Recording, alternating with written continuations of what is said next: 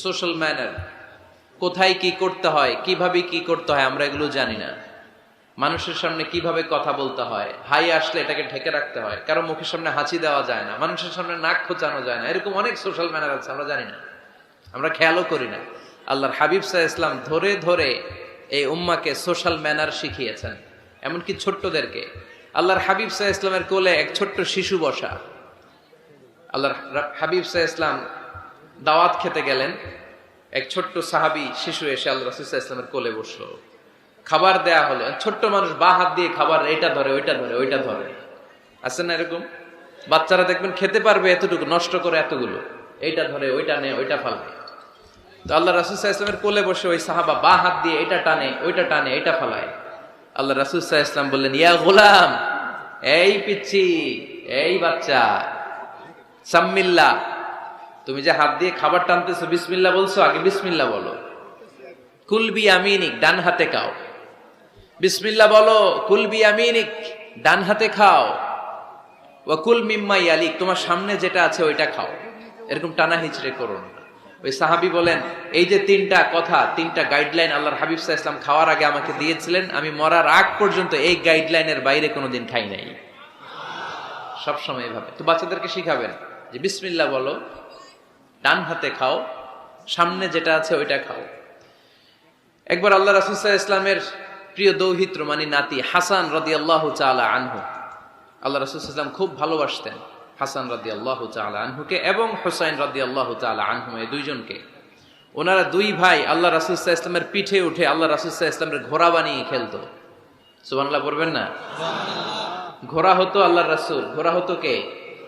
আর ঘোড়সওয়ার হতেন হাসান আর হুসাইন।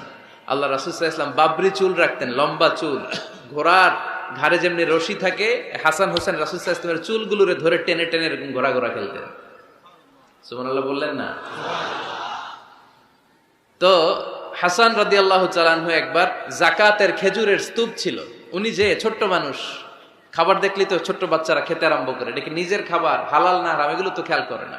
তো হাসান রাদিয়াল্লাহু তাআলা আনহু যাকাতের খেজুর নিয়ে খেতে আরম্ভ করলেন। আল্লাহ রাসূল সাল্লাল্লাহু আলাইহি ওয়াসাল্লাম এসে ওনার গলায় চেপে ধরলেন, চেপে জোর করে মুখ থেকে টেনে খেজুর বের করলেন আর বললেন, আন ইন্না লা নাকুলু সাদাকা, হাসান তুমি জানো না আমরা হাশিমি খানদানের লোক, আমরা আলে মুহাম্মদ, আমার বংশের কেউ কোনোদিন তার গলা দিয়ে যাকাতের কোনো সম্পদ ঢুকাতে পারবে না। খবরদার হাসান, খবরদার নাতি, ফেলে দাও। হাদিসে এসেছে কিখ কিখ, মানে আমরা যেটা ওয়াক ওয়াক বলি, গলার ভিতরে গেলে ওয়াক ওয়াক বলে থুতু ফেলি, রাসূল সাল্লাল্লাহু আলাইহি ওয়াসাল্লাম কিখ কিখ বলে গলায় চেপে মুখ থেকে টেনে সেই খেজুরটা বের করেছেন। বলেছেন, হাসান আমরা যাকাতের সাদাকার খেজুর খাই না, খবরদার হাসান কখনো যাকাতের খেজুর খাবে না। সুবহানাল্লাহ পড়ো। তো এভাবে আল্লাহ রাসূল সাল্লাল্লাহু আলাইহি ওয়াসাল্লাম আমাদেরকে শিখিয়েছেন, অন্যায় দেখলে, ভুল দেখলে এটা বলতে হবে, কারণ আস-সাকিতু আনিল হাক্কি শাইতানুন আখরাস, অন্যায় দেখে যে চুপ থাকে ওটা মুমিন নয়, ওটা বোবা শয়তান। চিল্লায় বলেন ঠিক কি না? অন্যায় দেখলে রুখে দাঁড়ান, গর্জে উঠুন। আপনার আপন বোনের বয়সের একটা মেয়েকে কিছু বখাটে ছেলেরা টিজ করতেছে, আপনি দেখে চলে যান কেন? দাঁড়ান, আপনি জিজ্ঞেস করুন কি হয়েছে, মেয়েটাকে তোমরা ডিস্টার্ব করো কেন? আপনি দাঁড়ালে আরো কয়েকজন এসে দাঁড়াবে, ঠিক কি না? কিন্তু একজনকে তো দাঁড়াইতে হবে, দাঁড়ানোর দরকার আছে না নাই? মনে রাখবেন, আধারে ভয় পেও না, আলো আছে আড়ালে, অন্ধকার পালিয়ে যাবে তুমি উঠে দাঁড়ালে। দাঁড়াতে হবে আপনাকে। অন্যায় রুখে দেন, অসঙ্গতি রুখে দেন, প্রতিবাদ করেন। সামাজিক যত ধরনের অন্যায় আছে, যৌতুক, সুদ, ঘুষ, দুর্নীতি, রুখে দেন। আমরা এগুলোর বিরুদ্ধে। আমরা দুর্নীতির পক্ষে না বিপক্ষে? সুদের পক্ষে না বিপক্ষে? যৌতুকের পক্ষে না বিপক্ষে? এগুলোর বিরুদ্ধে সামাজিক আন্দোলন গড়ে তুলুন, কথা বলেন। Raise your voice, raise your voice heart, কণ্ঠকে উঁচু করুন, প্রতিবাদ করুন, রুখে দাঁড়ান। আপনি দাঁড়ালে সোজা থাকবে বাংলাদেশ, আপনি বসে গেলে পথ হারাবে বাংলাদেশ। এজন্য সামাজিক অন্যায়কে রুখে দিতে হবে। আল্লাহর হাবিব সাল্লাল্লাহু আলাইহি ওয়াসাল্লাম যত জায়গায় সামাজিক অসঙ্গতি দেখেছেন ধরে ধরে ঠিক করেছেন। কারো ভুল নাম দেখলে তিনি চেঞ্জ করে দিতেন। মক্কা থেকে মদিনায় যখন আল্লাহ রাসূল সাল্লাল্লাহু আলাইহি ওয়াসাল্লাম গেলেন, মদিনার আগের নাম ছিল ইয়াসরিব। মদিনার আগের নাম কি ছিল? ইয়াসরিব। ইয়াসরিব শব্দের অর্থ to take revenge from someone, প্রতিশোধ নেয়া। আল্লাহর হাবিব সাল্লাল্লাহু আলাইহি ওয়াসাল্লাম বললেন, আমি রাহমাতাল লিল আলামিন, আমি দয়ার নবী, মায়ার নবী, আর আমি যেই শহরে আসবো এই শহরের নাম প্রতিশোধের শহর। নেভার, কখনো হতে পারে না। আজকে থেকে এই শহরের নাম তবা কিংবা তৈবা, মানে পবিত্র নগরী, মদিনাতুন নবী, নবীর শহর। আল্লাহ রাসূল সাল্লাল্লাহু আলাইহি ওয়াসাল্লাম ইয়াসরিব থেকে ওই শহরের নাম ওই দিনই মদিনা শহর বানায় দিলেন।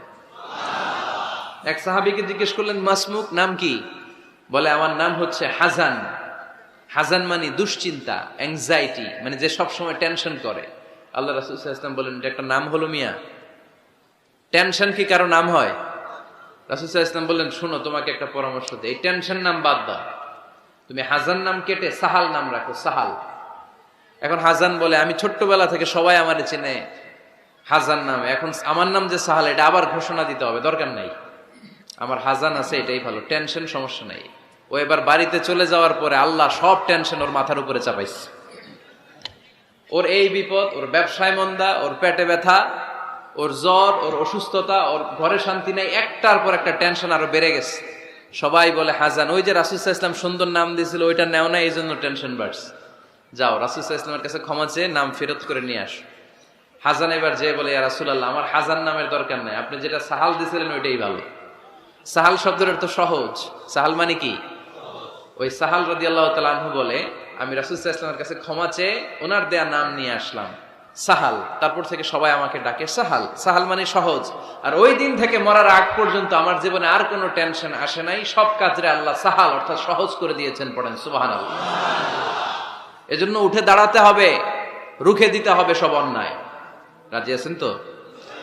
যে সূরা থেকে কথা শুনবো এটাকে বলে সামাজিক রীতিনীতির সূরা।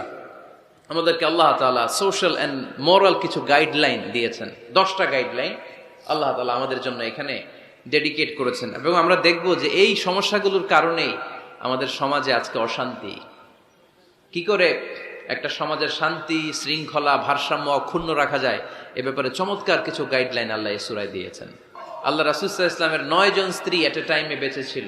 মোট স্ত্রী 11 জন, দাসী 2 জন, সব মিলে 13 জন। আর এট এ টাইমে বেঁচে ছিল 9 জন। আল্লাহর হাবিব সাল্লাল্লাহু আলাইহি ওয়াসাল্লামের আলাদা কোনো ঘর ছিল না। 9 বিবিরে 9টা ঘর করে দিয়েছিলেন। এগুলোরই বলে হুজরা। সুবহানাল্লাহ পড়েন। তো উনি যখন ওখানে থাকতেন, মাঝে মাঝে দূর থেকে কিছু বেদুইন লোকেরা আসতো, যাদের মধ্যে সভ্যতা, ভব্যতা আসে নাই। এরা এসে আল্লাহ রাসূল সাল্লাল্লাহু আলাইহি ওয়াসাল্লামকে ডাকা শুরু করতো। আমরা আমাদেরকে যেমনে ডাকি, আপনার নাম যদি হয় আব্দুল্লাহ, আমি আপনার বন্ধু হলে আপনারা ডাকবো, ওই আব্দুল্লাহ এদিকে আয়। এভাবে ডাকবো না? বন্ধু তো, তুই আমার বন্ধু, আব্দুল্লাহ এদিকে আয়। আব্দুর রহিম আমার বন্ধু, তো আমি ডাকবো, এই আব্দুর রহমান এই। কিন্তু আল্লাহ রাসূল সাল্লাল্লাহু আলাইহি ওয়াসাল্লামের নাম হচ্ছে মুহাম্মদ, ওনারা কি ডাকা যাবে এই মুহাম্মদ এই? ডাকা যাবে? উনি কি আমাদের মতো মানুষ? উনি মানুষ, তবে অসাধারণ মানুষ, ঠিক কিনা? তো কিছু বেদুইন এসে দুপুরবেলা রাসূল সাল্লাল্লাহু আলাইহি ওয়াসাল্লাম বিশ্রাম নিচ্ছিলেন, তারা এসে বলতে আরম্ভ করলো, ইয়া মুহাম্মদ, ইয়া মুহাম্মদ, এই মুহাম্মদ এই, বের হও। আল্লাহ বরদাস্ত করলেন না। আল্লাহ বললেন, খবরদার, নিজেরা নিজেদেরকে যেমনে ডাকো নবীর ওইভাবে ডেকো না, তোমাদের সব আমল বরবাদ হয়ে যাবে। অপেক্ষা করো, অপেক্ষা করো, অ্যাপয়েন্টমেন্ট নাও, পারমিশন নাও, সালাম দাও। কার কথা? চিল্লায় বলতে হবে কার? রব্বুল আলামিন বলেন, ইয়া আইয়ুহাল্লাযীনা আমানু লা তাদখুলু বুয়ুতান গায়রা বুয়ুতিকুম হাত্তা তাস্তানিসু ওয়া তুসাল্লিমু আলা আহলিহা যালিকুম খায়রুল লাকুম লাআল্লাকুম তাযাক্কারুন। পড়েন আল্লাহু আকবার। আল্লাহ বললেন, ও বিশ্বাসীরা শোনো শোনো, তোমাদের ঘর ছাড়া অন্য কারো ঘরে যদি যাও, অপরিচিত কারো বাসায় যদি যাও, যাওয়ার আগে অনুমতি নাও আর সালাম দাও। দেখেন সমাজ পরিবর্তনের ওয়াজ। অনুমতি নিতে হবে, সালাম দিতে হবে, পারমিশন নিয়ে যাবেন, অ্যাপয়েন্টমেন্ট নিয়ে যাবেন। অনেকে এমপির বাসায় যেয়ে ভিড় করে, এমপিরে পায় না, রাগ দেখে, আরে আসছি, এমপি হয়েছে তো কি হয়েছে, পাওয়া যায় না সময় মতো। এমপিরও কাজ আছে না নাই? উনি তো আপনাদের জন্যই কাজ করেন, উনি যে মিটিং গুলো করে আপনাদের জন্য, এই নির্বাচনী এলাকার জন্য করে, এগুলো বুঝতে হবে। অনেক ব্যস্ত মানুষ। হুজুরের বাসায় যে, এই হুজুর নামে না এখনো, এতক্ষণ ধরে বসে আছি, 2 কাপ চা দিয়ে বসায় রাখছে আমাদেরকে, এরকম অভিযোগ আছে না নাই? কিন্তু হুজুরও মানুষ, হুজুরের ঘুমানো লাগে, হুজুরের গোসল করা লাগে, হুজুরের বিশ্রাম লাগে, হুজুরের ফ্যামিলি আছে, হুজুরও অসুস্থ হয়, হুজুর রোবট না, ঠিক কিনা? এগুলো একটু বোঝার চেষ্টা করবেন, একটু আমলে নেবেন। এজন্য সুন্নাহ হচ্ছে কারো সাথে দেখা করার আগে অনুমতি নিয়ে যাওয়া। মোবাইল থাকলে ভাই বিকেলে একটু আসতে চাই, উনি যদি বলে হ্যাঁ আসেন, যাবেন। তাহলে 1 নাম্বার সুন্নাহ অ্যাপয়েন্টমেন্ট নেওয়া। 2 নাম্বার সুন্নাহ যে সালাম দেওয়া, অনুমতি চাওয়া। কারো ঘরে হুট করে দরজায় ধাক্কা মেরে ঢুকা যাবে? আগে কি দিবেন? আওয়াজ করে বলেন, আগে কি দিবেন? সালাম। তারপর আপনার নাম বলবেন। কি বলবেন? আল্লাহর হাবিব সাল্লাল্লাহু আলাইহি ওয়াসাল্লাম ওনার ঘরে বসা, এক সাহাবী এসে দরজার মধ্যে কাড়া নাড়লেন। আল্লাহর হাবিব সাল্লাল্লাহু আলাইহি ওয়াসাল্লাম বললেন, মান্দা, কে দরজায় কাড়া নাড়ে? সাহাবী বললেন, আনা, আমি। বিশ্বনবী বললেন, মান আনতা, তুমি কে? সাহাবী কয়, আনা আনা। আরে নবী, আমি। রাসূল সাল্লাল্লাহু আলাইহি ওয়াসাল্লাম, কিসের আনা আনা? নাম বলো মিয়া। আনা আনা কান্নাহু কারিহাহা। রাসূল সাল্লাল্লাহু আলাইহি ওয়াসাল্লাম ওর কথাটাই রিপিট করলেন। রাসূল সাল্লাল্লাহু আলাইহি ওয়াসাল্লাম জিজ্ঞেস করলেন, কে? বলে, আমি। আরে তুমি কে? সাহাবী বলে, হুজুর আমি। আল্লাহ রাসূল বলে, আমি। এটা কোনো নাম হইল? নাম বলো। আল্লাহ রাসূল সাল্লাল্লাহু আলাইহি ওয়াসাল্লাম রেগে গিয়ে 2 বার বললেন, আমি। তা আমি বললেন না, আবার নামটা বলবেন। আমি কোনো নাম হইল?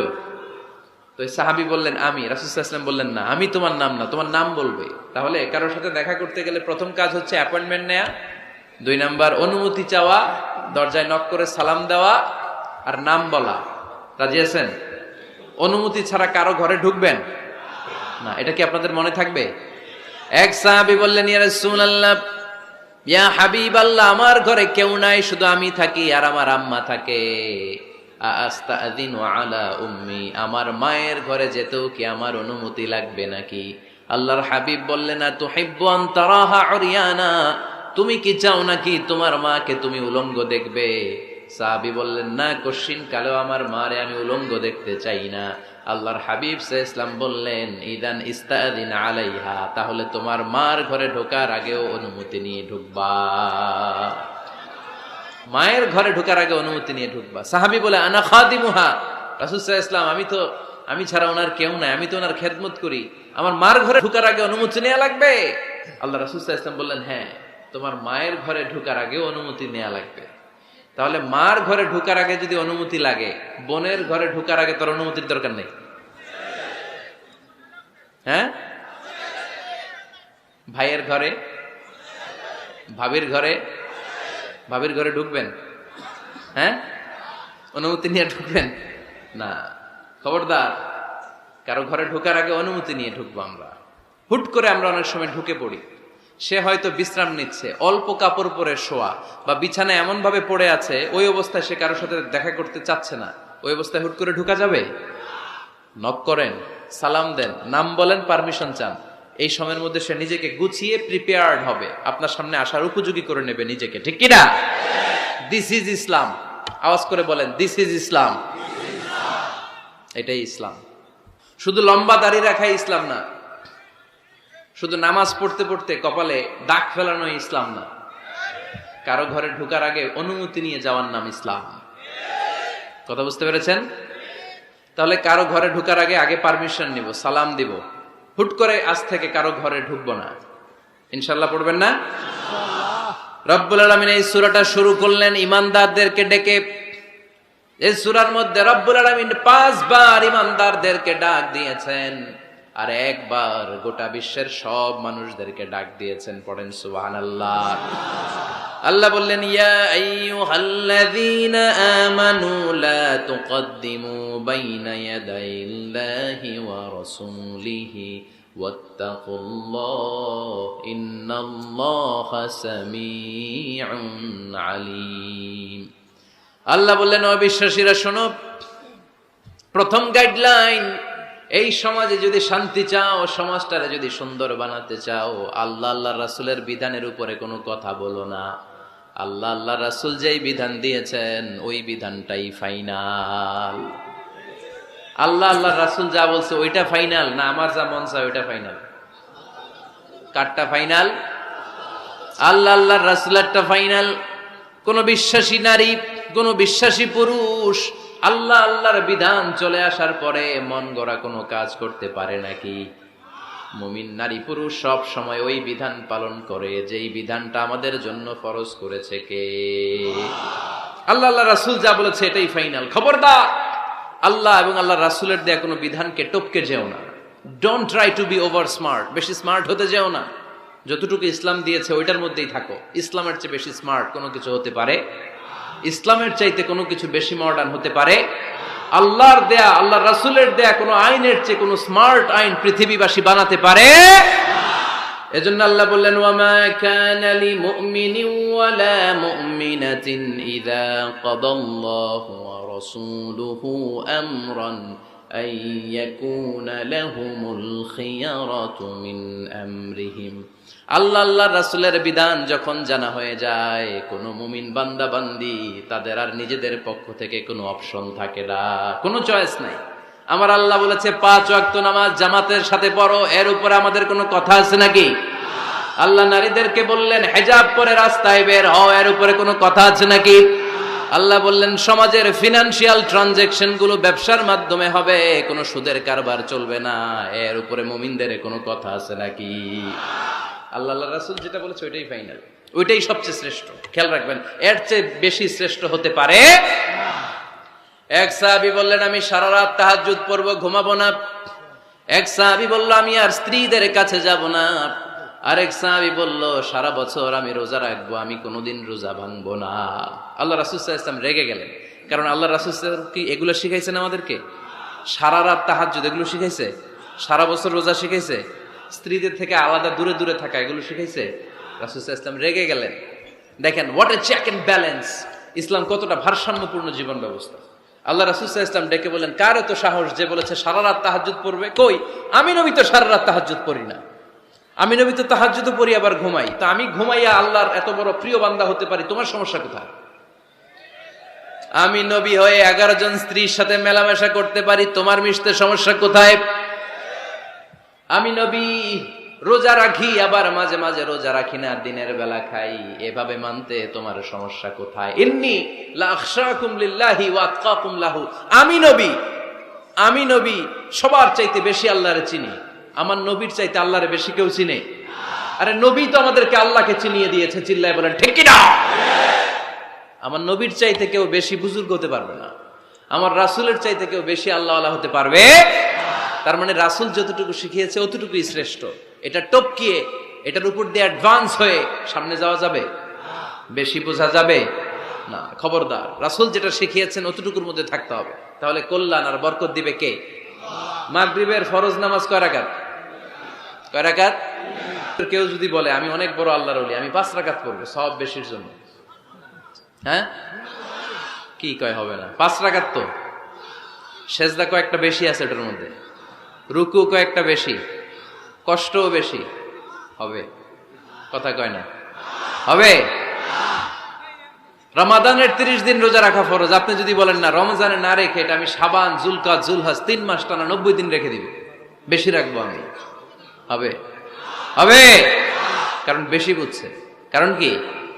আল্লাহ রাসূলের চাইতে বেশি বোঝা যাবে, আল্লাহ রাসূলের চাইতে বেশি বুজুর্গ সাজা যাবে? খবরদার, never be advanced from Allah and his রাসূল। আল্লাহ এবং আল্লাহ রাসূলের চাইতে আমরা অ্যাডভান্স হব না। আল্লাহ আল্লাহ রাসূল যা দিয়েছেন ওইটাই ফাইনাল। ওইটা কি ফাইনাল? আওয়াজ করে বলেন ওইটা কি? তাহলে সামাজিক সুখ সম্প্রীতির প্রধান মাধ্যম হচ্ছে আল্লাহ আল্লাহ রাসূল যা বলেছে এটাই আমরা মানবো, এর উপরে আমরা কোনো কথা বলতে চাই। এরপর আল্লাহ ঈমানদারদেরকে আবার ডাক দিলেন, বললেন ইয়া আইয়ুহাল্লাযীনা আমানু লা তারফাউ আসওয়াতাকুম ফাওকা সাওতিন নবী, ও বিশ্বাসীরা খবরদার, আমার নবীর কণ্ঠের চাইতে তোমাদের কণ্ঠ বড় করো না। ঘোষণাটা কার?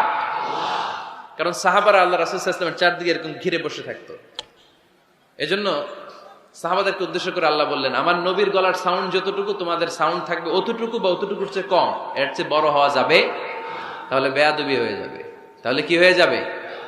বনু তামিম গোত্রের নেতা কে হবে?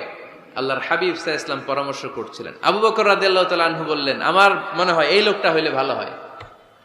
ওমরে ফারুক বলে না, উনি না, আমার মতে এই লোকটা হইলে ভালো।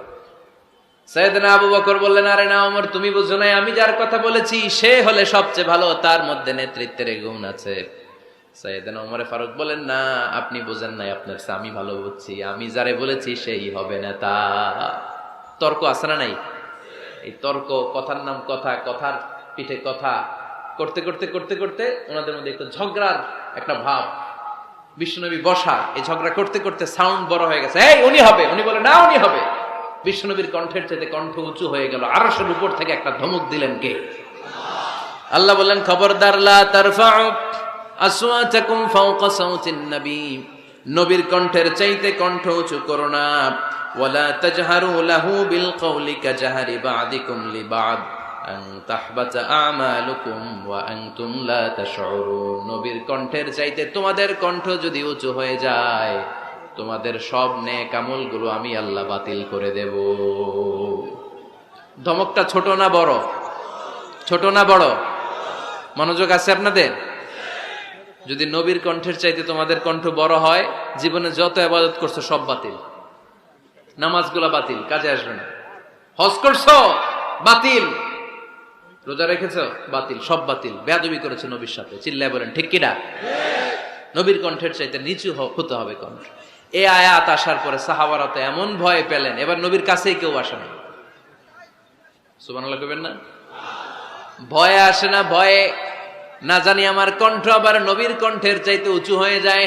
ওমরে ফারুক রাদিয়াল্লাহু তাআলা আনহু ডানে ঘুরে বায়ে ঘুরে কাছে আসে না। আবু বকর রাদিয়াল্লাহু তাআলা আনহু ডানে ঘুরে বায়ে ঘুরে কাছে আসে না। আল্লাহর হাবিব ওমরে ফারুককে ডাক দিলেন, এই ওমর সামনে আসো, এদিকে আসো। ওমরে ফারুক আসলেন, কিন্তু ওমরে ফারুক এত আস্তে আস্তে কথা বলেন, বিশ্বনবী ওমরে ফারুকের কথা কানে শোনে না। সুবহানাল্লাহ নাই? এত আস্তে আস্তে ওমরে ফারুক কথা বলেন, বিশ্বনবী শুনতে পান না। ওমর কি বললা, একটু জোরে বলো না। ওমরে ফারুক একটু জোরে বললেন, তাও শুনেন না। বিশ্বনবী বললেন, আরেকটু সাউন্ড বড় করে বলো, আমি তো শুনি না, জোরে বলো। ভয়, কারণ কণ্ঠ যদি উঁচু হয়ে যায় আমার নবীর কণ্ঠের চাইতে, জীবনের সব ইবাদত শেষ। এজন্য কথা কওয়ার দরকার নেই, ইবাদত গুলো ঠিকঠাক আওয়াজ করে পড়তে হবে আল্লাহু আকবার। তাহলে 2 নাম্বার গাইডলাইন, লা তারফাউ আসওয়াতাকুম ফাওকা সাউতিন নবী, নবীর কণ্ঠের চাইতে কণ্ঠ উঁচু করো না। আপনারা হজ উমরা করেছেন কে কে দেখি? মাশাআল্লাহ, হাত নামান। যারা আমরা করি নাই, আমরা আল্লাহর কাছে কামনা করি, আল্লাহ আমাদেরকেও তুমি যাওয়ার তৌফিক দাও। আমরাও যেন আমার নবীর কবরের সামনে দাঁড়িয়ে নবীরে সালাম করতে পারি, তৌফিক দাও। আমরাও যেন রাউদাতুম মিন রিয়াদিল জান্নাহ ঢুকে 2 রাকাত নামাজ পড়তে পারি, তৌফিক দাও। তোমার ঘরটা যেন তাওয়াফ করতে পারি, তৌফিক দাও। মক্কা মদিনার ঐতিহাসিক জায়গাগুলো যেন দেখে হৃদয়টারে ঠান্ডা করতে পারি, আল্লাহ তৌফিক দাও। তো যারা গিয়েছেন তারা জানেন, মসজিদে নববীতে নামাজের পরে আপনারা যখন পূর্ব দিকে, প্রথম কাতারের পূর্ব দিকে সবাই লাইন ধরে যেতে যেতে প্রথমে বাম দিকে পড়ে রাউদাতুম মিন রিয়াদিল জান্নাহ, জান্নাতের বাগান সমূহ থেকে একটা বাগান। পুরো মসজিদে নববীর কার্পেটের এক কালার, ওই রাউদাতুম মিন রিয়াদিল জান্নাহর কার্পেটের আরেক কালার। আল্লাহ রাসূল সাল্লাল্লাহু আলাইহি ওয়াসাল্লামের ঘর আর মিম্বার এতটুকু জায়গাকে অন্য কালারের কার্পেট দেয়া হয়েছে। এটা দুনিয়ার বুকে জান্নাতের টুকরার মধ্যে থেকে একটা টুকরা। কোন সুবহানাল্লাহ। হাজিরা খুব ভিড় করে ওইখানে নামাজ পড়ার জন্য। এটা বাম দিকে পাবেন। এরপরে যেতে যেতে কিছু দূর যাওয়ার পরেই বাঁ দিকে পাবেন বিশ্বনবী সাল্লাল্লাহু আলাইহি ওয়াসাল্লামের কবর, আল কবর আশ শরীফ। আমার নবী এখানে শুয়ে আছে। যেই নবীর কথা আজীবন ওয়াজে শুনলেন, যেই নবীরে নামাজের তাশাহুদে বসে সালাতু সালাম পড়ে শোনান, যেই নবীর জন্য দেহের তাজা রক্ত আমরা বিলিয়ে দিতে রাজি, ওই নবীর কবরের সামনে যে যখন দাঁড়াবেন আর ভাববেন আমার আর নবীর থেকে ব্যবধান 5-6 হাত, এইখানে আমার নবী শুয়ে আছে, এইখানে আমি, আপনি কি ধৈর্য ধারণ করতে পারবেন? কথা বলেন, নিজেকে সামলে রাখতে পারবেন? আমার নবীর কোন উম্মত প্রথম যখন উমরা করতে যায়, হজ করতে যায়, নবীর কবরের সামনে দাঁড়িয়ে নিজেকে সামলে রাখতে পারে না, চিৎকার দিয়ে কান্না আসে, চোখ দিয়ে ধা ধা করে অশ্রু ঝরে। যেই নবীর ভালোবাসা আমার হৃদয়ের মধ্যখানে, আমার নবী নাকি শোয়া আছে এই জায়গায় আমার নবী শোয়া। সহ্য হয় না, বুক ফেটে চিৎকার আসে, কিন্তু চিৎকার দেয়া যায় না। কারণ যে আয়াতের তাফসীর আপনাদেরকে শোনাচ্ছি, এই আয়াতটা বিশ্বনবীর কবরের উপরে লেখা। লা তারফাউ আসওয়াতাকুম ফাওকা সাউতিন নবী, তুমি নবীর দরবারে এসেছো, এখানে বড় গলায় আওয়াজ করে কোনো কথা বলা যাবে না। চিল্লায় বলেন ঠিক কি না? এই আয়াতটা আজও লেখা নবীর কবরের উপর। লা তারফাউ আসওয়াতাকুম ফাওকা সাউতিন নবী, এটা নবীর দরবার, এখানে চিৎকার চেঁচামেচি করে দুরূদ পড়া যাবে না, লাফালাফি করা যাবে না, ভদ্রভাবে আন্তরিকতার সাথে বিনয়ের সাথে নবীরে সালাম দিতে হবে। সুবহানাল্লাহ পড়েন। আল্লাহ রাসূল সাল্লাল্লাহু আলাইহি ওয়াসাল্লাম আমাদের থেকে বিদায় নিলেন, কিন্তু এই আয়াতের হুকুম আজও আছে না নাই? অনুরূপভাবে যারা আমাদের উস্তাজ, মা বাবা, আধ্যাত্মিক নেতা, ধর্মীয় গুরু, ইসলামী আন্দোলনের নেতা, তাদের সামনেও উচ্চবাচ্য করে আওয়াজ করা যাবে, তাদের সাথে ভদ্র ভাষায় কথা বলার দরকার আছে না নাই? তাহলে দুইটা গাইডলাইন আমরা পেলাম। প্রথম গাইডলাইন হচ্ছে আল্লাহ আল্লাহ রাসূল যা বলেছে এটাই ফাইনাল। এটাই কি? কথা বোঝে নাই? আল্লাহ আল্লাহ রাসূল যা দিয়েছে সেটা কি ফাইনাল। আর দুই নাম্বার হচ্ছে নবীর কণ্ঠের চাইতে কণ্ঠ উঁচু করা যাবে? যাবে না।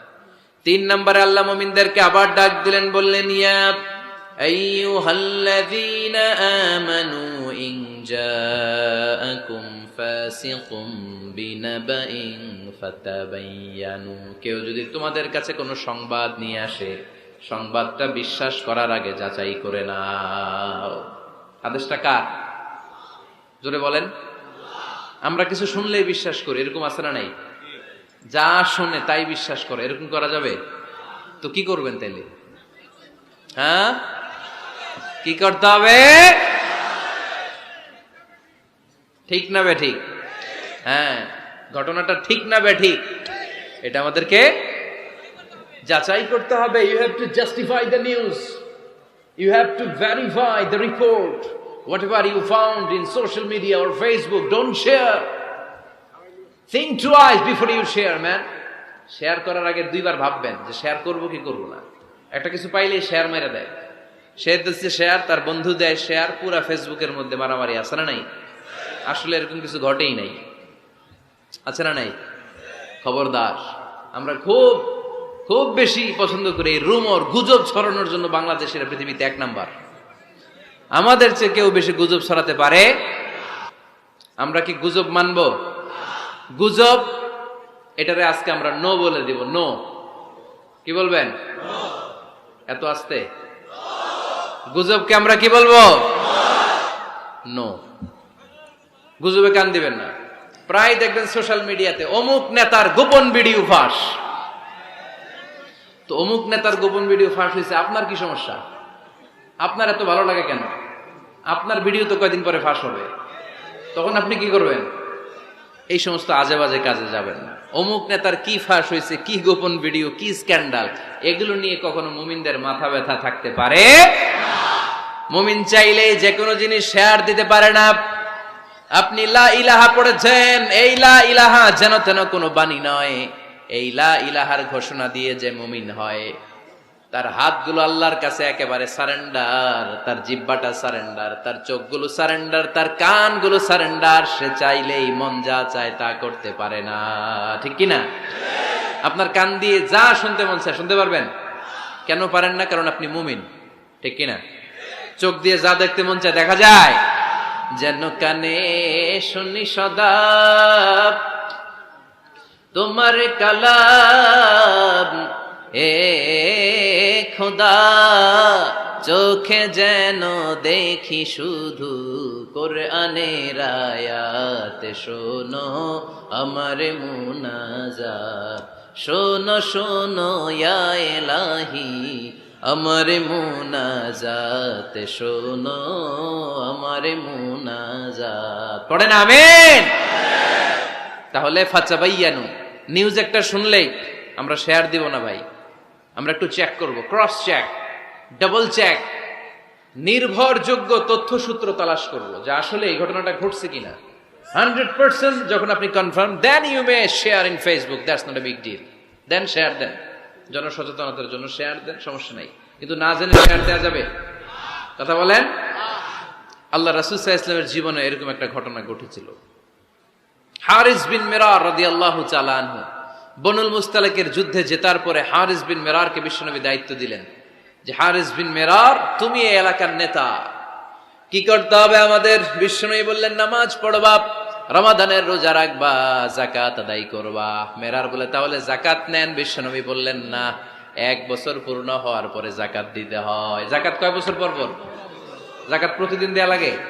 হালানিল হাউল, 1 বছর যখন হবে আমি আমার সাহাবী পাঠাবো মদিনা থেকে, তখন দিয়ে দিও। বিশ্বনবী চলে গেলেন। 1 বছর পরে এক সাহাবীকে রেডি করলেন, যাকাতের সম্পদ নিয়ে আসো বনুল মুস্তালিকের পক্ষ থেকে। ওই সাহাবীর নাম হচ্ছে আলী ওয়ালিদ ইবনে উকবা। বিশ্বনবী ডেকে বললেন, ওয়ালিদ যাও, 1 বছর সময় অতিক্রান্ত হয়েছে, বনুল মুস্তালিকের লোকদের যত যাকাতের সম্পদ জমা হয়েছে নিয়ে আসো। সাইয়েদনা ওয়ালিদ ইবনে উকবা যখন সম্পদ আনার জন্য বের হলেন, ওইদিকে বনুল মুস্তালিকের লোকেরা শুনতে পেল বিশ্বনবীর পাঠানো সাহাবী উনাদের এলাকায় শুভাগমন করবে। ওই সাহাবীকে লাল গাড়িচার সংবর্ধনা দেওয়ার জন্য সেনাবাহিনী সহ পুরো এলাকা থেকে সব সৈন্যবাহিনী সহ তারা মরুভূমির মধ্যে এসে দাঁড়িয়ে রয়েছে। সুবহানাল্লাহ পড়ে। নবীর সাহাবীর আগমন হবে, নবীর সাহাবীর শুভাগমন। উনি এসে আমাদের এলাকার যাকাতের টাকা কালেকশন করে নিয়ে যাবে, ওনাকে সংবর্ধনা দিব, বের হও। তলোয়ার নিয়ে, ঘোড়া নিয়ে, গার্ড দিয়ে আমরা দাঁড়িয়ে থাকি। তো মরুভূমিতে সবাই দাঁড়ায় আছে। আল ওয়ালিদ ইবনে উকবা মদিনা থেকে বিশাল রাস্তা পাড়ি দিয়ে যখন বনুল মুস্তালিকের এলাকার কাছাকাছি দূর থেকে দেখে তলোয়ার নিয়ে লোকজন দাঁড়ায় আছে। কি নিয়ে দাঁড়ায় আছে? উনি ভাবছে আমারে মারার জন্য দাঁড়ায় আছে। উনি মনে মনে ভাবলেন বিশ্বনবী পাঠালেন যাকাত নেয়ার জন্য, যাকাত পরে নিব, আগে জান সামলাই। কারণ এলাকার লোকেরা সব তলোয়ার নিয়ে সেনাবাহিনী সহ দাঁড়ানো। আসলে কথাটা কি ঠিক? মারার জন্য দাঁড়ায় আছে কি জন্য? সম্মান দেওয়ার জন্য, ওয়েলকামিং রিসেপশন দেওয়ার জন্য। উনি ভাবলেন আমারে কচু কাটা করবো, এক কাজ করি, ওদিকে না যে অ্যাবাউট টার্ন, উল্টা ঘুরি। যেই চিন্তা ওই কাজ। সাহাবী আল ওয়ালিদ ইবনে উকবা উল্টা ঘুরে গেলেন, মন্দ ধারণা নিয়ে ফিরে যেয়ে বিশ্বনবীরে বললেন, নবী আপনি আমার মায়ের খাওয়ার জন্য পাঠাইছিলেন, যাকাত আনার জন্য পাঠিয়েছেন, কিন্তু তারা যাকাত তো দিবেই না, আমারে হত্যার জন্য তলোয়ার নিয়ে দাঁড়িয়েছিল গো নবী। কথা কি সত্য? উনি ভুল বুঝতে পারছেন, উনি ভুল বুঝেছেন। না বুঝে ভুল কথায় বিশ্বনবীর কাছে প্রচার করে দিলেন। আল্লাহর হাবিব সাল্লাল্লাহু আলাইহি ওয়াসাল্লাম সহজ সরল মনা নবী, সাহাবী তো আর মিথ্যা বলবেন না। বিশ্বনবী বিশ্বাস করলেন। বিশ্বাস করে খালিদ ইবনে ওয়ালিদের নেতৃত্বে 1000 সৈন্যের অভিযান পাঠালেন। বললেন যাও, যে দেখো ঘটনা কি, ঘটনা সত্য হলে অভিযান চালাও। আল্লাহ বলেন নবী অভিযান পরে চালায়েন, একটু থামেন। ফাতাবায়ানু ইন জাআকুম ফাসিকুম বিনাবাইন ফাতাবায়ানু। নবী ওয়ালিদ এসে আপনার কাছে দেই তথ্য প্রচার করেছে, তথ্যটা সঠিক নয়, আগে যাচাই করেন, তারপরে অ্যাকশনে যান। ঠিক কি না? আমরা ডাইরেক্ট অ্যাকশন মারি। আমরা কি করি? Action, action, direct action. সত্য না মিথ্যা ধার ধারি না। আল্লাহ বললেন নবী অভিযান চালাবেন না। ওয়ালিদ যেই কথা আপনারে বলেছে এই কথাটা সত্য নয়। আন তুসিবু কওমান বিজাহালাতিন ফাতুসবিহু আলা মা ফাআলতুম নাদিবিন। আপনি যদি ওই মুসলমানদের এলাকায় না জেনে অভিযান পাঠান, এই অভিযানে যদি কেউ মারা যায়, প্রত্যেকটা মৃত্যুর দায়ভার কিন্তু আপনার কাঁধেই বর্তাবে গো নবী। ঠিক কি না? এই যে আপনি চেক না করে, জাস্টিফাই না করে, নিশ্চিত না হয়ে ওয়ালিদের কথায় বিশ্বাস করেই বনুল মুস্তালিককে অ্যাটাক করার জন্য 1000 সৈন্যবাহিনী পাঠালেন। ওরা যদি আক্রমণ করতো, কেউ যদি মারা যেত, এই দায়ভার কার? আমার নবীর। ঠিক কিনা? নবীকে শিখানোর মাধ্যমে আল্লাহ তাআলা গোটা উম্মাহকে শিখাই দিলেন, ইন জাআকুম ফাসিকুম বিনাবাইন ফাতাবায়ানু। কেউ যদি খবর নিয়ে আসে, শুনেই বিশ্বাস করো না, আগে যাচাই করো, আগে চেক করো, তারপরে বিশ্বাস করবা। ঠিক কিনা? তাহলে এখন থেকে একটা কিছু শুনলে বিশ্বাস করবেন। 4 নম্বরে আল্লাহ বললেন লা ইয়াসখার কওমুন মিন কওম। কেউ কাউরে ঠাট্টা করব না আমরা, অবজ্ঞার সুরে কোনোদিন কাউরে কোনো কথা বলবো না। রাজি আছেন? সবাই রাজি? এরপরে 5 নম্বরে আল্লাহ বললেন ওয়ালা তালমিজু আনফুসাকুম। খবরদার তোমরা অন্যের দোষ খোঁজো না, দোষ খুঁজবা নিজেদের। কিন্তু সমাজে আমরা অন্যের দোষ খুঁজি কি খুঁজি না? 5 নম্বর ওয়ালা তালমিজু আনফুসাকুম, নেভার ডিসফেম ইচ আদার। একে অপরের দোষ খোঁজো না। আমাদের সমাজে কিছু লোক আছে নিজের দোষ দেখে না, খালি অন্যের দোষ দেখে। আছে না নাই? চায়ের দোকানে বসে বসে দেখবেন বলবে এই বাড়িতে এই সমস্যা, ওই বাড়িতে ওই সমস্যা, ওই বাড়িতে মারামারি, ওই বাড়িতে কাটাকাটি। তোর বাড়িতে কি সমস্যা ওইটা বল, তোমার বাড়িতে কি সমস্যা ওইটা বলো মিয়া। আছে না এরকম? এই হুজুর ভালো না, এই সমস্যা, ওই হুজুরও ভালো না, এই হুজুরও খারাপ, এই হুজুরের এই সমস্যা। তুমি হুজুরের কি সমস্যা? তুমি হুজুরের কি সমস্যা আগে জাতির কাছে ওইটা বলো। আগে নিজে ভালো হও, নিজে ভালো তো জগৎ ভালো। যেন খবরদার অন্যের দোষ খুঁজবেন না। এটা খুব বাজে একটা স্বভাব, খালি অন্যের দোষ খোঁজে। যে নিজে নিজের দোষ খুঁজতে পারে, যে নিজে নিজের সমালোচনা করতে পারে, সে সবচেয়ে বুদ্ধিমান। কারণ অন্যে কি করছে এই ব্যাপারে আপনারা ধরবে আল্লাহ। কথা বলেন না কেন? আল্লাহ আপনাকে ধরবে আপনার কি সমস্যা, আপনি কি করলেন, শুধু ওই ব্যাপারেই আপনি জিজ্ঞাসিত হবেন। এজন্য আল্লাহ বললেন তাদের উপর আমার লানত। তাদের উপর ধ্বংস যারা প্রকাশ্যে অপ্রকাশ্যে অন্যদের দোষ খুঁজে বেড়ায়, দোষ বলে বেড়ায়, এরকম আছে না নাই? আল্লাহ লানত দিয়ে বললেন ওয়াইলুল লিকুল্লি হুমাযাতিল লুমাযা, গোপনেও দোষ খোঁজে প্রকাশ্যেও দোষ বলে, তাদের উপর আল্লাহ লানাত। হুমাযাতিল লুমাযা, এই লুমাযা শব্দ থেকে আল্লাহ এনেছেন ওয়ালা তালমিযু আনফুসাকুম, একে অপরের দোষ খোঁজো না, নিজের দোষ খোঁজো, সেই সবচেয়ে বুদ্ধিমান। তাহলে আমরা আত্মসমালোচনা করব। কি করব? খেয়াল রাখবেন, সবচেয়ে খারাপ হচ্ছে সমালোচনা। সবচেয়ে খারাপ কি? তারপর কিছুটা ভালো যেটা, সেটা হচ্ছে আলোচনা। সেটা কি? আলোচনা। সবচেয়ে ভালো হচ্ছে আত্মসমালোচনা। সবচেয়ে ভালো কি?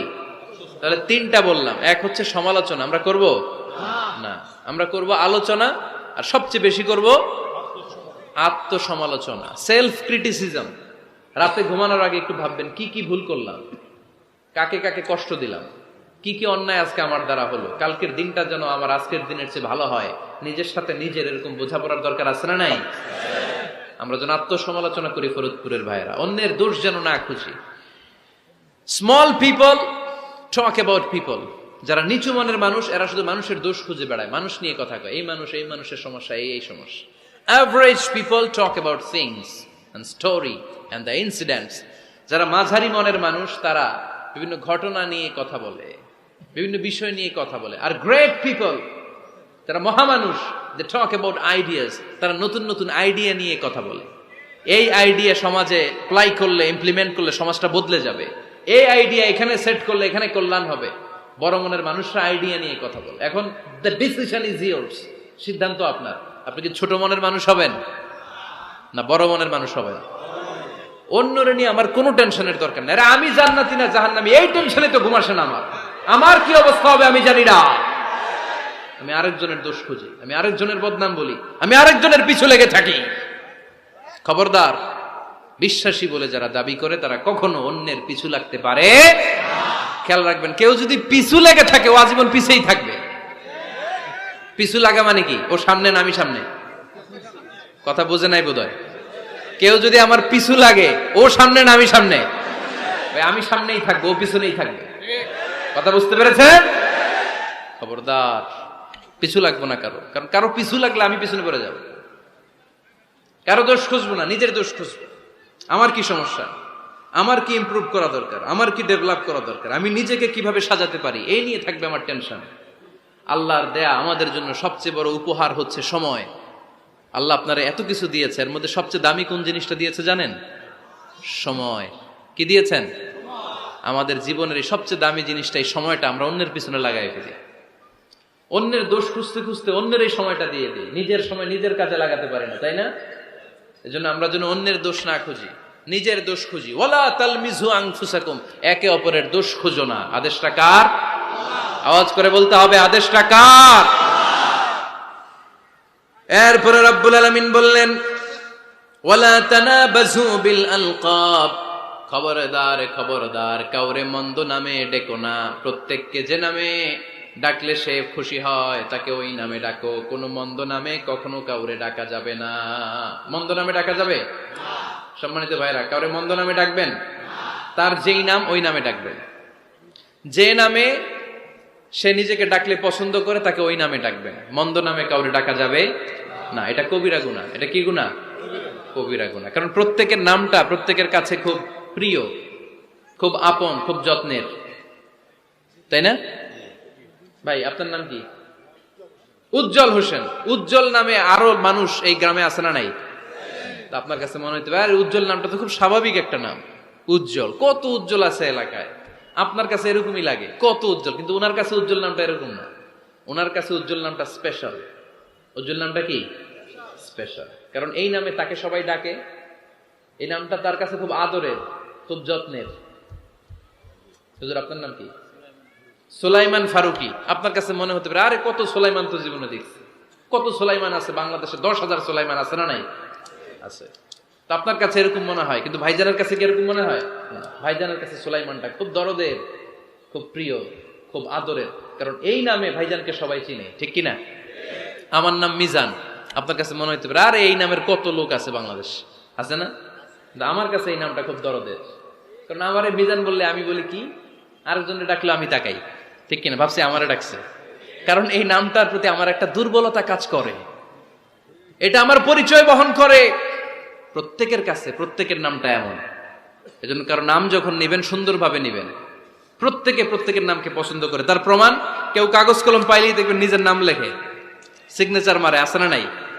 বিশেষ করে সাগরে ঘুরতে গেলে বালুর মধ্যে প্রত্যেকে প্রত্যেকের নাম লেখে, দেখবেন, দেখছেন? কক্সবাজারে ঘুরতে গেছেন কারা কারা দেখি? আচ্ছা, দেখবেন আমি অনেককে দেখেছি সাগর পাড়ে বালুর তীরে বালু পেলেই প্রত্যেকে নিজের নামটা লেখে, লেখে আবার লাভ চিহ্ন দেয়, এমনি বড় করে একটা কি দেয়, লাভ মানে কি, তার মানে আমার নামটারে আমি ভালোবাসি। প্রত্যেকে প্রত্যেকের নামটারে বড্ড ভালোবাসি। এজন্য কখনো এই রোহিঙ্গা, ফৈন্নির্ভূত এগুলো বলবে না।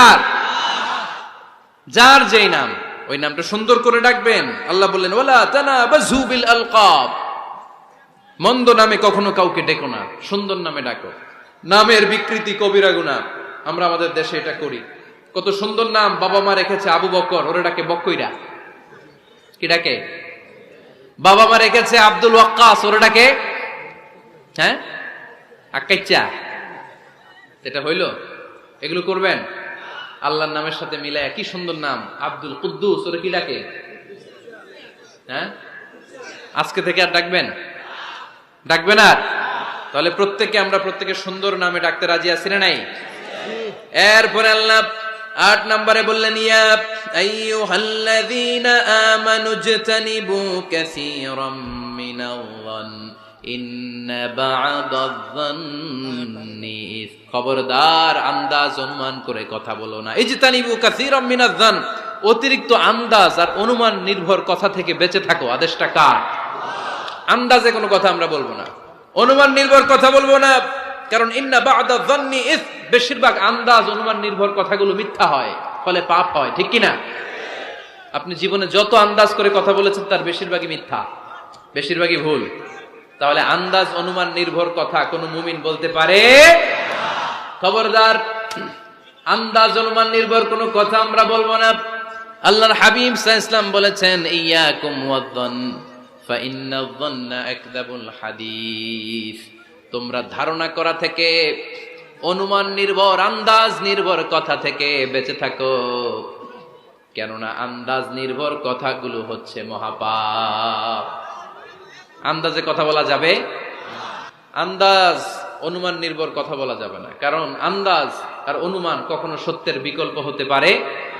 ইয়াত্তাবিউনা ইল্লা যান, ইয়াত্তাবিউনা ইল্লা যান ওয়া ইন্না যান্না লা ইউগনি মিনাল হাক্কি শাইআ।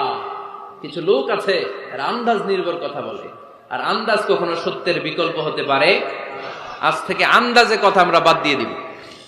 রাজি? একমত না দ্বিমত? আওয়াজ করে বলেন, একমত না দ্বিমত? খবরদার আন্দাজ করবেন না। যদি আন্দাজ করেন, ভালো আন্দাজ করবেন। আন্দাজ করলে কি আন্দাজ করবেন? ভালো আন্দাজ। Come back positive, not go back negative. কোন নেগেটিভ আন্দাজ আমরা করতে চাই না। ভাবলে পজিটিভ ভাবনা, অনুমান করলে পজিটিভ। কিছু লোক আছে খালি নেগেটিভ। আল্লাহ তুমি আমাদেরকে পজিটিভ মাইন্ডেড হওয়ার তৌফিক দান করো, আমরা পড়ি আমিন। এই দেশে যে কি পরিমাণে আন্দাজে কথা চলে, চলে না? আপনি দেখলেন আপনার এক বন্ধু রিকশায় করে এক মেয়েকে নিয়ে ঘুরে বেড়াচ্ছে, এটা দেখেই এসে বলা শুরু করলেন, আমি তো দেখছি আমার বন্ধু প্রেম ভালোবাসা শুরু করছে, এক মেয়ের নিয়ে প্রেমে পড়ে গেছে, আমার বন্ধু তো প্রেমে হাবুডুবু খায়। কেমনে বুঝলি? কারণ আমি নিজ চোখে দেখেছি। মেয়ে নিয়ে রিকশায় ঘুরতেছে, বান্ধবীর নিয়ে, প্রেমিকারে নিয়ে রিকশায় ঘুরে। এমনও হতে পারে আপনার বন্ধুর পাশে রিকশায় যে মেয়েটা বসা ছিল সেটা তার আপন বোন, হতে পারে না? তার পাশে যে মেয়েটা বসা ছিল এটা তার আপন ভাগ্নি, হতে পারে তার আপন খালা, হতে পারে না? ওর কিছু হয় নাই, আপনার গুনার পাল্লাকে আপনি ভারী করেছেন, ঠিক কিনা? কারণ ঠোঁট কালো দেখলে আমরা আন্দাজে বলি লোকটা মনে হয় সিগারেট খায়, আছে না নাই? সিগারেট না খেয়েও ঠোঁট কালো হতে পারে কি পারে না? বিয়ের পরে যদি কেউ হুন্ডা কিনে, বিয়ের পরে যদি হুন্ডা কিনে, কিসের হুন্ডা? এই দেখছেন, আন্দাজে মেরে দিছে যৌতুক। তো ও যখন হুন্ডা পাইছে বা কিনছে বা থেকে আনছে, কত টাকা খরচ করে কিনলো, কেমনে আনলো, কিস্তিতে আনলো না সরাসরি আনলো, মাথার ঘাম পায়ে ফেনে আনলো না বন্দুকটা চালাইতেছে, জানেন আপনি? এগুলো ধারণা করেন কেন? আন্দাজে ধারণা করেন কেন? আজকে থেকে আন্দাজের গোষ্ঠী কিলাই আমরা। আন্দাজে কথা বলা যাবে, খবরদার। ইজতানিবু কাসীরাম মিনাজ যান। ভাই, এগুলো করে আমরা আমাদের সমাজটাকে জাহান্নামের টুকরা বানিয়ে দিয়েছি। আর কত? আর না, অনেক হয়েছে, এবার থামেন, স্টপ, থিংক টুয়াইস। একটু ভাবেন কি বলছি আমি। প্রতিটা কথার জবাবদিহিতা সেদিন চাইবে কে? এজন্য 8 নম্বরে বললেন আন্দাজে কথা বলো না। 9 নম্বরে আল্লাহ বললেন ওয়ালা তাজাসসু, গোয়েন্দাগিরি করো না। গোয়েন্দাগিরি আছে না নাই? সামাজিক ভারসাম্য শৃঙ্খলার জন্য গভর্নমেন্টের যে গোয়েন্দা, ওইটা না, ওইটা ঠিক আছে। মদিনায় ছিল ওমরে ফারুকের গোয়েন্দা, আল্লাহ রাসূলের গোয়েন্দা। আমরা নিজেরা ব্যক্তিগত দায়িত্বে যে গোয়েন্দাগিরিটা করি, কারো জানলার ফাঁকা খোলা থাকলে চোখ দিয়ে যে উকিটা মারি, ওইটা নিষেধ। ওয়ালা তাজাসসু, গোয়েন্দাগিরি করো না। কিছু লোক আছে দেখবেন, এরা ফিসফিস করে কি যেন বলতেছে, উনি কান পেতে আছে, এইভাবে আছে না নাই?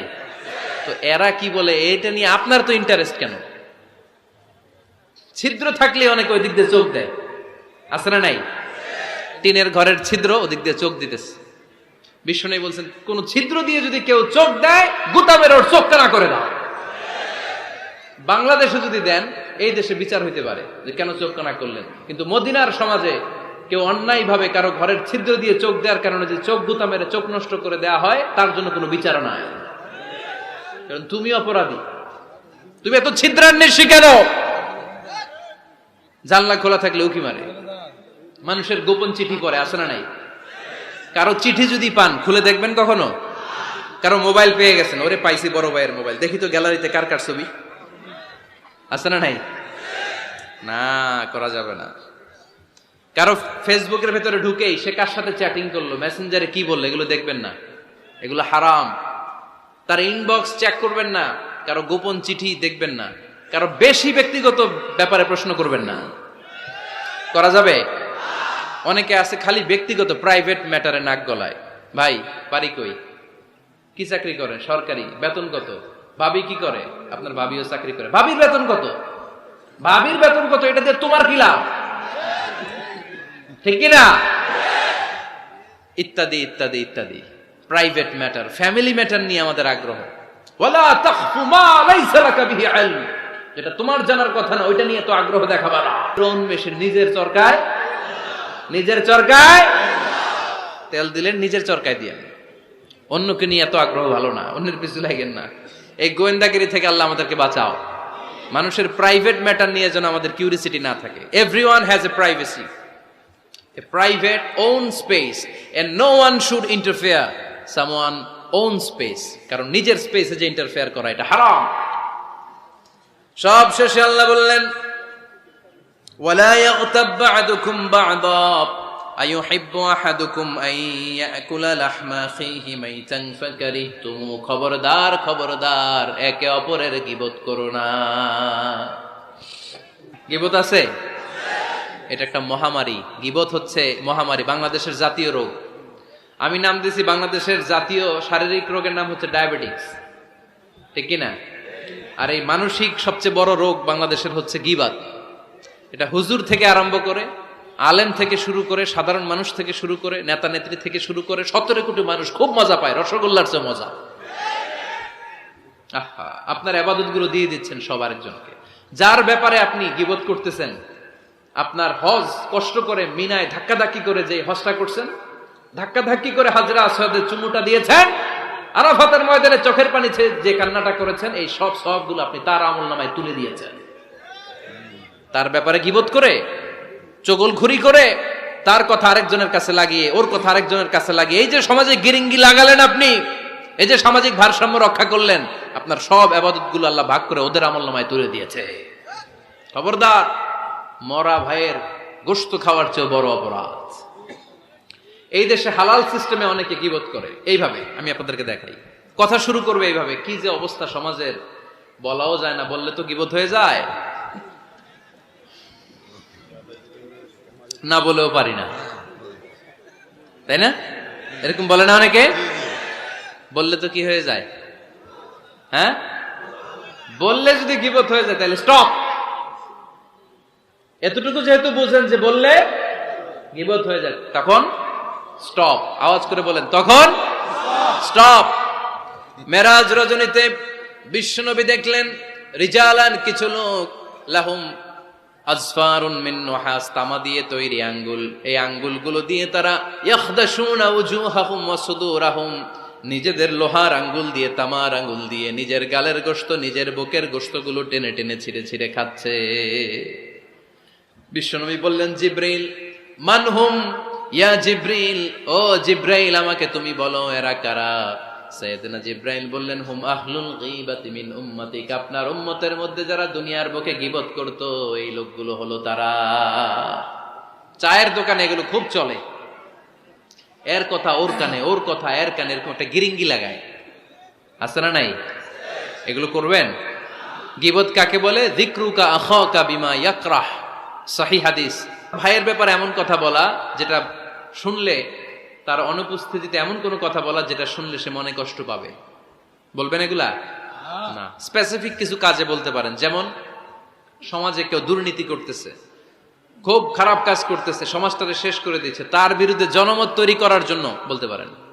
আপনি দেখলেন আপনার বন্ধুর ছেলে গাছের চিপায় লুকায় লুকায় সিগারেট খায়, আপনি আপনার বন্ধুকে যে বলতে পারেন তোমার ছেলের এই দশা, তোমার মেয়ের এই দশা। এগুলো তো গীবত হবে না, কিন্তু কারো ব্যাপারে কারো কান ভারী করার জন্য উল্টাপাল্টা কথা বলা যাবে না, খবরদার। তাহলে গীবতকেও আমরা কি বলে দিলাম? এই 4-5 জন নো বলতে হবে, নো। গীবতকে আমরা কি বলবো? চগলখড়িকে কি বলবো?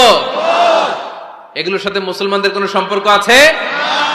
5 বার মুমিনদেরকে ডাক দিয়ে সব শেষে আল্লাহ গোটা বিশ্বের সবাইকে ডাক দিয়ে বললেন, ইয়া আইয়ুহান নাসু ইন্না খালাকনাকুম মিন যাকারিন ওয়া উনসা ওয়া জাআলনাকুম শুউবান ওয়া ক্বাবাইলা লিতাআরাফু ইন্না আকরামাকুম ইনদাল্লাহি আতকাকুম। পড়েন আল্লাহু আকবার। আল্লাহ বললেন, ও দুনিয়ার মানুষেরা শোনো শোনো, এতক্ষণ আমাদেরকে ডাক দিতেছিলেন, এতক্ষণ মুমিনদেরকে ডেকে ডেকে আল্লাহ বলছিলেন, ও বিশ্বাসীরা শোনো শোনো। এতে আল্লাহ ডেকে বললেন, ও গোটা দুনিয়ার মানবকুল শোনো শোনো, তোমাদের সবাইকে আমি এক নারী এক পুরুষ থেকে তৈরি করেছি। কয়জন নারী, কয়জন পুরুষ? ওই পুরুষটার নাম, নারীটার নাম।